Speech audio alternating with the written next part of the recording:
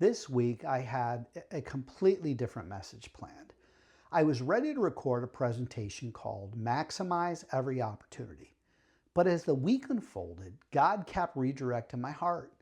Instead of talking about opportunities, He reminded me about people, about the incredible power that one person can have over another person's life. So let me ask you a question. Who is the one person who helped shape the person you've become today? Take just a moment and really think about that. Because if you're anything like me, you didn't become who you are by yourself or by accident. This week, a friend and former coworker began a new chapter in his life. And as I thought about him moving on, it reminded me that people come into our lives for different seasons.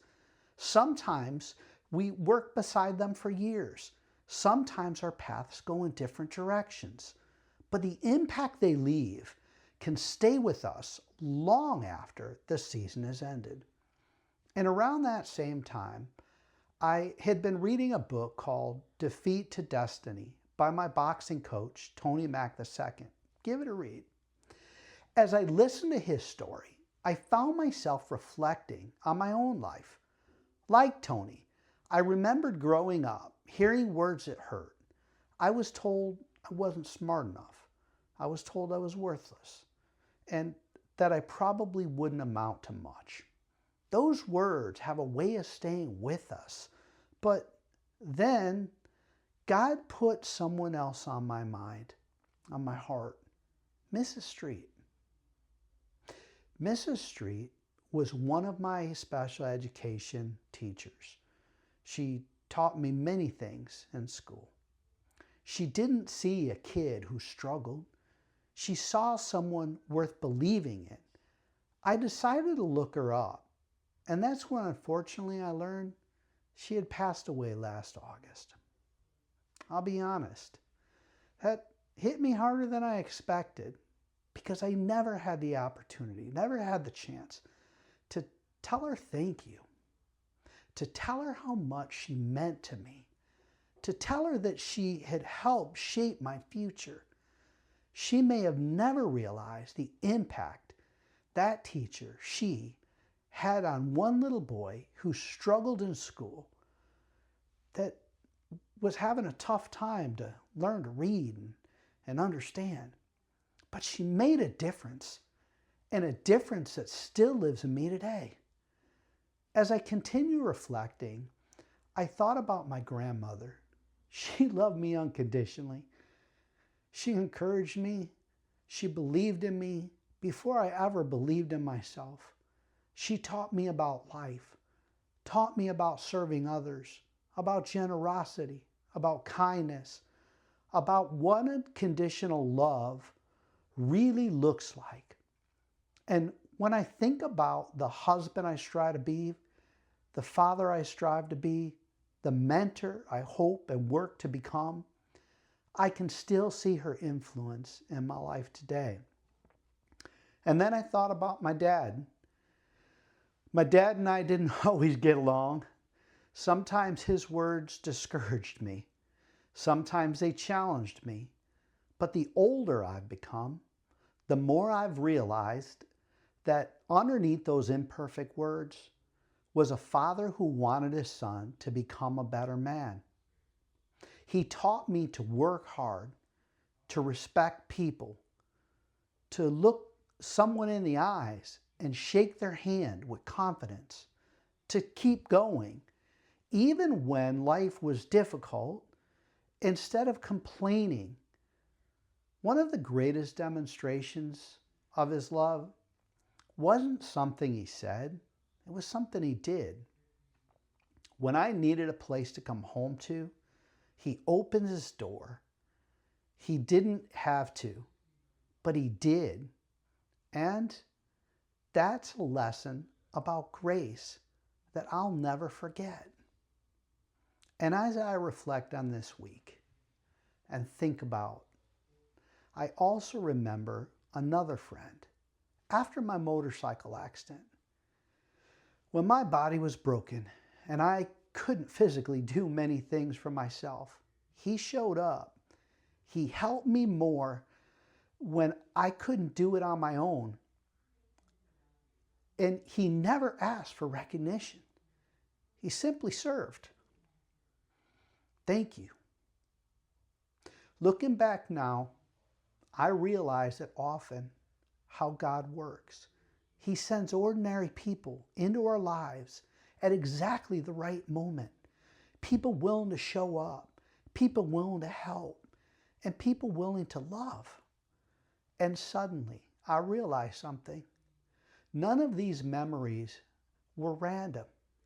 God has been reminding me that He builds people through people, parents, grandparents, teachers, friends, coaches, co-workers, mentors.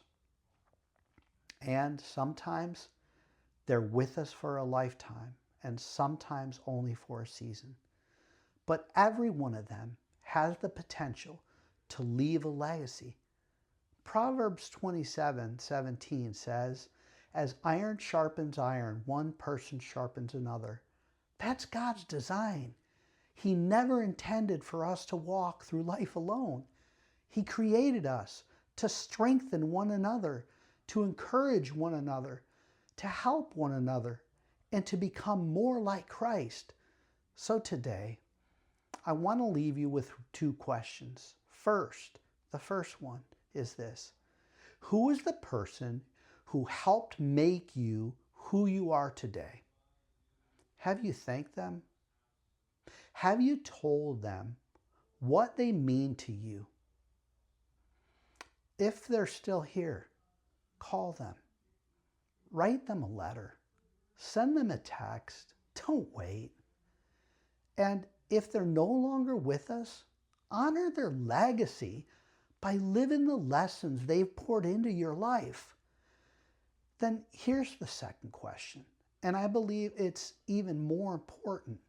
Who are you becoming for someone else? Who are you pouring into? Who are you encouraging? Who are you mentoring? Who are you serving? Who are you praying for? And who are you believing in when they can't yet believe in themselves? Because one day, someone will tell a story, and they may say, I'm the person I am today because someone believed in me. What an incredible legacy that would be. Galatians 6:9 reminds us this. Let us not become weary in doing good, for at the proper time we will reap a harvest if we don't give up. Never underestimate what God can do through one encouraging conversation, one act of kindness, one teacher, one parent, one grandparent, one faithful friend, one mentor, one person. When I look back over my life, I realize I didn't get here alone. God used Mrs. Street. He used my grandmother. He used my mom. He used my dad. He used my faithful friend. He used coaches, my wife. He used my daughter. And through the seasons of my life, He has never stopped using people to remind me that I was loved, that I had purpose, and that He wasn't finished with me yet. Ultimately, every good thing in my life points back to Jesus Christ. He's the one who transforms hearts. He's the one who places people in our lives at exactly the right time. And He's the one calling each of us to love and serve others the way He first loved us.